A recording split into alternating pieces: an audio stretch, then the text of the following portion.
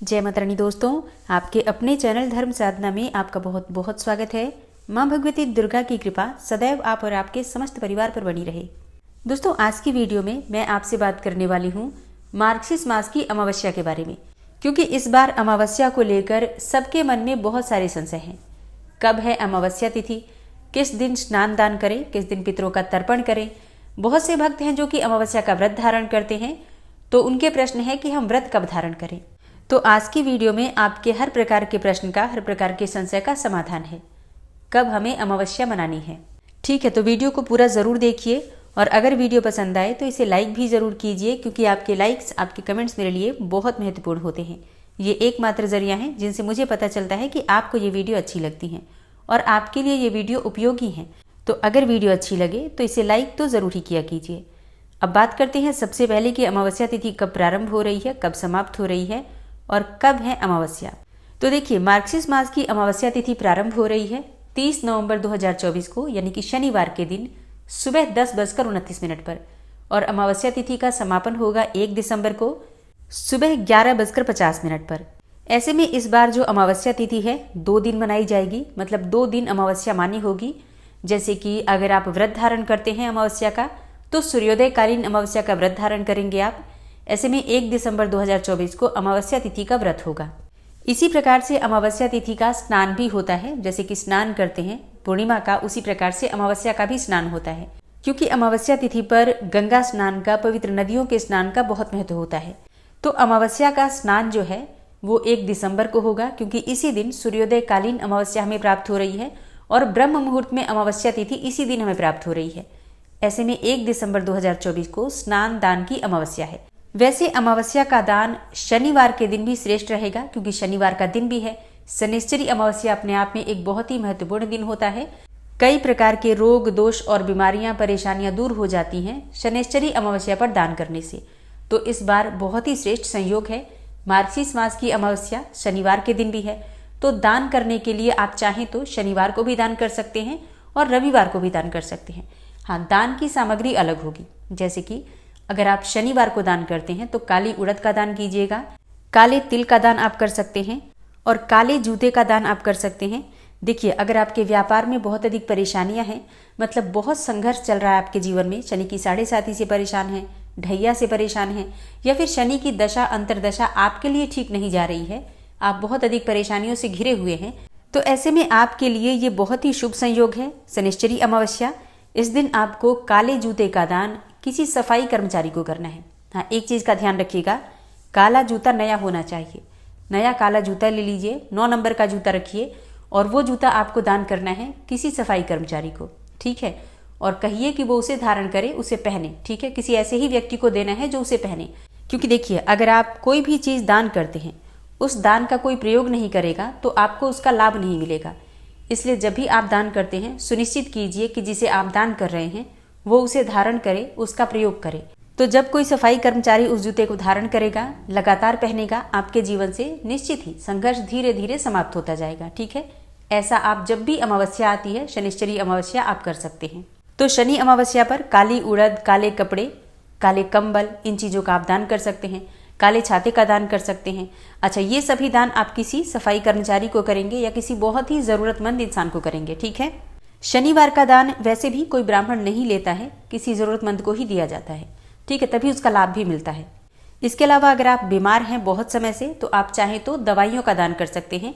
किसी बुजुर्ग व्यक्ति को या किसी वृद्धाश्रम में दवाइयों का दान कर सकते हैं, ठीक है। और इसके बाद रविवार के दिन है स्नान दान की अमावस्या, ठीक है।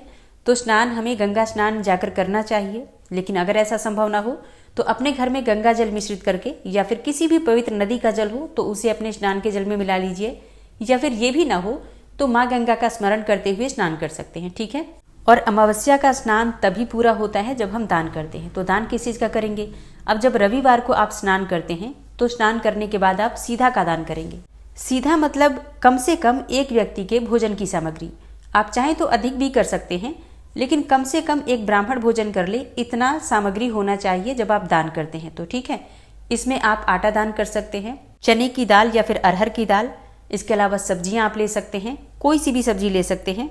सब्जियों में मुख्य रूप से आलू जरूर होना चाहिए। आप चाहें तो चावल का भी दान कर सकते हैं, मतलब अनाज, फल, सब्जियां, कुछ दक्षिणा स्वरूप पैसे और साथ में गुड़, मतलब गुड़ या फिर मीठा, कोई ना कोई वस्तु भोजन की सामग्री के साथ जरूर दान करना चाहिए। तो इस प्रकार से नमक, हल्दी, मसाले इत्यादि भी आप चाहे तो रख सकते हैं। मतलब थोड़ा थोड़ा जितना आपने सामग्री निकाला है भोजन का, उसी के अनुसार नमक का दान करना है। नमक बहुत सारा नहीं, जितना हम भोजन देंगे उसके अनुसार ही नमक का दान करेंगे, ठीक है। तो सीधा जब आप निकालते हैं, किसी का प्रश्न आया था कि सीधा कैसे निकालें। सीधा में बस भोजन की सामग्री होती है, एक व्यक्ति के खाने की सामग्री, और नमक का दान जरूर करना है, गुड़ का दान जरूर करना है। गुड़ या फिर कोई भी मीठी वस्तु, वैसे गुड़ रखें तो ज्यादा श्रेष्ठ है। इसके अलावा वस्त्र इत्यादि आप जो भी दान करना चाहें, ये तो फिर आपकी अपनी इच्छा पर निर्भर करता है, ठीक है। तो इस बार अमावस्या 2 दिन की है। आप चाहें तो दोनों दिन दान कर सकते हैं, या फिर सिर्फ रविवार को या सिर्फ शनिवार को भी कर सकते हैं, जैसी भी आपकी इच्छा हो, ठीक है। अब बात करें कि दीपदान कब करना है। देखिए, दीपदान हम करेंगे शनिवार की शाम को। शनिवार की शाम को आप अपने घर के मुख्य द्वार पर भी सरसों के तेल का दीपक जलाइएगा, और इसके साथ ही आपको घर के आसपास कोई पीपल का वृक्ष हो तो वहां पर भी दीपदान करना है। सरसों के तेल का ही दीपदान कीजिएगा। और अगर शनि बाबा का मंदिर हो आपके घर के आसपास, तो शनि देव के मंदिर में सरसों के तेल का दान कर सकते हैं, या सरसों के तेल का दीपक प्रज्वलित कर सकते हैं। चाहे तो सरसों का तेल अगर विग्रह है शनिदेव का तो उस पर चढ़ा भी सकते हैं, ठीक है। अगर चढ़ाया जाता है वहां पर तो शनिदेव के विग्रह पर सरसों का तेल भी चढ़ा सकते हैं, ठीक है। ये सभी कार्य आप शनिवार को करेंगे। दीपदान ऐसा नहीं है कि आप रविवार को नहीं कर सकते हैं, रविवार को भी कर सकते हैं। सूर्योदयकालीन अमावस्या है तो पूरे दिन की मानी जाएगी अमावस्या। ऐसे में दीपदान भी आप चाहें तो दोनों दिन कर सकते हैं। अब बात करें कि अगर पितरों की पूजा हम करते हैं, पितरों का तर्पण करते हैं, तो पितरों का तर्पण किस दिन श्रेष्ठ रहेगा। देखिए, इसमें भी मतभेद है। बहुत से विद्वान सूर्योदयकालीन तिथि में ही पितरों का तर्पण करते हैं। ऐसे में सूर्योदयकालीन अमावस्या रविवार के दिन है, तो रविवार के दिन पितरों के तर्पण करने का जो शुभ मुहूर्त है सुबह 11 बजे से दोपहर 3 बजे तक है, ठीक है। अगर आप सूर्योदय काल में अमावस्या तिथि मानते हैं और इसके अनुसार पितरों का तर्पण करते हैं, तो ऐसे में 11 बजे से 3 बजे के बीच में 1 दिसंबर को आप पितरों का तर्पण कर सकते हैं, ठीक है। और अगर आप सूर्योदय कालीन तिथि नहीं मानते हैं, दोपहर की अमावस्या मानते हैं, तो ऐसे में शनिवारी अमावस्या सबसे श्रेष्ठ है। 11 बजे से 3 बजे तक वही दोपहर का समय ही होता है पितरों का। इस समय में आप शनिवार के दिन यानी कि 30 नवंबर को भी पितरों का तर्पण कर सकते हैं, ठीक है। दोनों ही दिन की अमावस्या मान्य है, इसमें कोई संशय नहीं है। शनिवार के दिन अमावस्या तिथि है, बहुत ही श्रेष्ठ और शुभ संयोग है। ऐसे में आपको अपने घर की साफ सफाई शनिवार के दिन ही करना है, और शनिवार के दिन घर की जो सफाई होगी बिल्कुल अच्छी तरीके से होगी। घर के जाले उतार लीजिएगा, और घर में जिस स्थान पर हमेशा सफाई नहीं हो पाती है, मतलब रोज नहीं कर पाते हैं जहां पर सफाई, वो सफाई भी आपको कल करना है, यानी कि शनिवार के दिन करना है। मतलब घर के कोने कोने की साफ सफाई हो जानी चाहिए। घर में कोई भी कूड़ा कचरा हो, कोई भी टूटा फूटा सामान हो, कोई भी इलेक्ट्रॉनिक सामान अगर खराब हो, यूज नहीं करना है आपको। साफ सफाई करके ये सभी सामान आपको घर से बाहर निकाल देना है, ठीक है। कोई भी टूटा फूटा सामान घर में नहीं होना चाहिए। और अमावस्या का दिन सबसे श्रेष्ठ होता है घर से जितना भी कूड़ा कचरा हो निकाल कर बाहर फेंकने के लिए। अगर आप प्रत्येक अमावस्या नियम पूर्वक ये कार्य करेंगे तो आपके जीवन से परेशानियां धीरे धीरे समाप्त हो जाएंगी। मतलब बहुत समय नहीं लगेगा, 2-4 अमावस्या कीजिए, आपको अंतर अपने घर में बिल्कुल दिखाई देने लगेगा प्रत्यक्ष रूप से। तो ये कार्य आपको प्रत्येक अमावस्या को जरूर करना है, ठीक है। अच्छा, एक और कार्य करना है, जैसे कि आप लोग सुबह जल्दी उठिएगा। शनिवार को भी सुबह जल्दी उठ जाइए, सूर्योदय से पहले स्नान कर लीजिए। इससे पहले घर में झाड़ू वगैरह लगा सकते हैं आप लोग। बाकी की सफाई आप दिन में भी कर सकते हैं, क्योंकि सुबह इतना समय नहीं होता है कि पूरे घर की साफ सफाई आप कर पाए, ठीक है। तो दिन में सफाई कर लीजिएगा। तो सुबह सूर्योदय से पहले स्नान कर लीजिए। अच्छा, स्नान के जल में अगर गंगा जल है तो गंगा जल मिला लीजिए। इसके साथ ही शनिवार है तो काले तिल डाल लीजिए। इस जल से स्नान करने से किसी भी प्रकार की परेशानी हो, बीमारी हो, नेगेटिव एनर्जी हो, कोई भी नकारात्मक ऊर्जा हो, दूर हो जाती है। तो घर में जितने भी सदस्य हैं सबके स्नान के जल में काला तिल जरूर डालना है, ठीक है। और स्नान करने के बाद सूर्यदेव को जल दीजिए। सबसे पहले तांबे के पात्र में जल भरकर भगवान सूर्यदेव को जल दीजिए। इसके बाद से अपने घर के मंदिर में भगवान की जो भी आपके देवी देवता विराजित हैं उनकी पूजा कर लीजिए, जैसे आप प्रतिदिन पूजा करते हैं। अब जो अभिषेक किया हुआ जल होता है, जैसे कि अगर आपके घर में विग्रह है, किसी भी देवी देवता का विग्रह हो, आप उनका अभिषेक कीजिए। और अभिषेक करने के बाद जो जल निकलता है चरणामृत, उसे आप पूरे घर में छिड़काव कीजिए, ठीक है। और परिवार में जितने भी सदस्य हैं सबको थोड़ा थोड़ा ग्रहण करने के लिए भी दीजिए। इससे किसी भी प्रकार की नकारात्मक ऊर्जा हो, चाहे घर में हो, शरीर में हो, मन में हो, सभी प्रकार के विकारों से मुक्ति मिल जाएगी। अब इसके बाद आपको अपने घर के मुख्य द्वार पर कपूर रखकर प्रज्वलित करना है। दोनों तरफ, घर के मुख्य द्वार पर दोनों तरफ आपको थोड़ा थोड़ा कपूर रखना है और उसे प्रज्वलित कर दीजिए।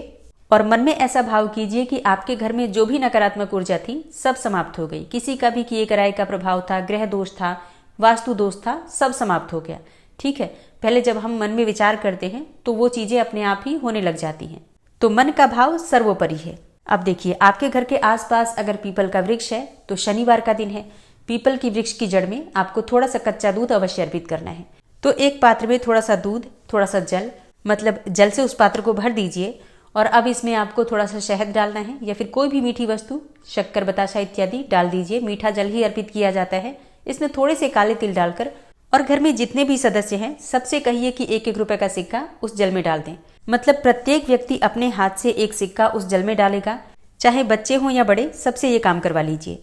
अच्छा, सब सिक्का डाल देंगे तो उसके बाद से कोई भी एक व्यक्ति, घर का जो मुखिया है, वो ले जाकर और पीपल की जड़ में ये जल अर्पित कर देंगे। ठीक है, पुरुष भी कर सकते हैं, स्त्रियां भी कर सकती हैं। ठीक है, कोई भी घर का व्यक्ति ले जाकर ये जल और पीपल की जड़ में अर्पित कर सकते हैं। इसके बाद धूप दीप जलाकर विधि विधान से, जैसे आप पीपल की पूजा करते हैं, पंचोपचार विधि से पूजा कर लीजिए।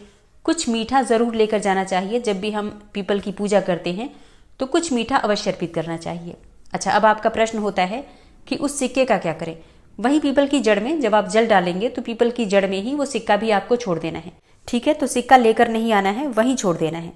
अच्छा, शनिवार का दिन है। कहा जाता है, मतलब शास्त्रों में वर्णित है कि आज के दिन अगर पीपल को हम स्पर्श करते हैं तो हमारे जीवन की सभी परेशानियां समाप्त हो जाती हैं। कोई भी कामना हो तो आप पीपल की परिक्रमा करते समय पीपल को स्पर्श करते हुए अपने मन की कामना कहिए, अपनी परेशानियां कहिए, तो निश्चित ही आपकी कामना पूर्ण होती है, परेशानियों से आपको मुक्ति मिल जाती है, पितृदोष भी समाप्त हो जाता है और कोई भी ग्रह बाधा हो तो उससे भी मुक्ति मिल जाती है, ऐसा शनिदेव ने स्वयं ही कहा है। अच्छा, सुबह भी आप लोग दीपदान कर सकते हैं, शाम को भी कर सकते हैं। शाम को संध्या काल में आपको दीपदान पीपल में जरूर करना है। चाहे सुबह की पूजा आप ना भी कर पाएं तो भी शाम को आप दीपदान कर सकते हैं। ठीक है, लेकिन हाँ, शाम को जल नहीं चढ़ाना चाहिए, परिक्रमा नहीं करनी चाहिए। ठीक है, सुबह अगर आप पूजा करते हैं तो परिक्रमा भी कर सकते हैं। बस इतना ही अंतर होता है सुबह और शाम की पूजा में। ठीक है, तो इस बार 2 दिन की अमावस्या है। जैसा मैंने आपको पहले ही बता दिया, व्रत वाली अमावस्या रविवार के दिन है 1 दिसंबर को। स्नान दान की अमावस्या 1 दिसंबर को है।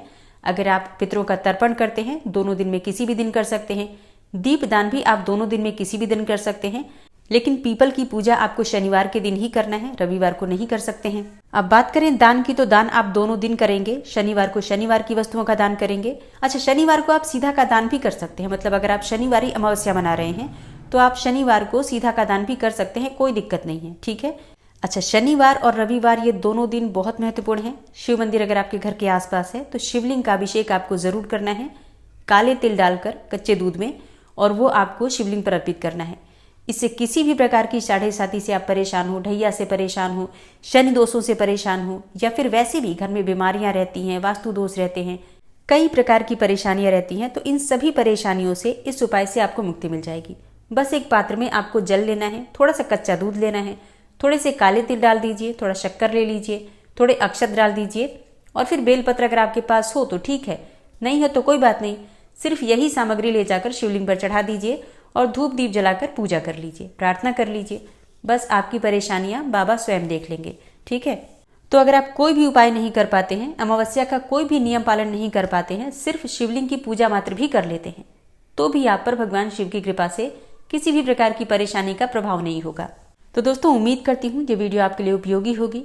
इसके अलावा भी अमावस्या से संबंधित अगर आपका कोई प्रश्न है तो कमेंट बॉक्स में जरूर आप लिख दीजिए, आपके प्रश्नों का उत्तर आपको मिल जाएगा। और हाँ, उम्मीद करती हूँ कि आप इस चैनल पर अपलोड होने वाली सुबह की मार्गशीर्ष मास की कथा जरूर सुनते होंगे। अगर आप नए सब्सक्राइबर हैं, सुन नहीं पा रहे हैं, तो जरूर सुना कीजिए। सुबह 5 बजे वीडियो अपलोड हो जाती है, पुराणों की कथाएं हैं, बहुत सारा ज्ञान आपको प्राप्त होगा और बहुत सारी जानकारी भी। इस वीडियो को लाइक कर दीजिए, शेयर जरूर कर दीजिए, और पहली बार इस चैनल पर आए हैं, अगर अभी तक आपने चैनल को सब्सक्राइब नहीं किया है तो आज की वीडियो अगर आपको अच्छी लगे तो चैनल को सब्सक्राइब करके बेल आइकन को जरूर प्रेस कर लीजिए। इससे ये होगा कि इस चैनल पर जो नई वीडियो अपलोड होंगी उनकी नोटिफिकेशन आपको सही समय पर प्राप्त होगी। मिलती हूँ मैं आपसे अगली वीडियो में, तब तक के लिए जय श्री राधे।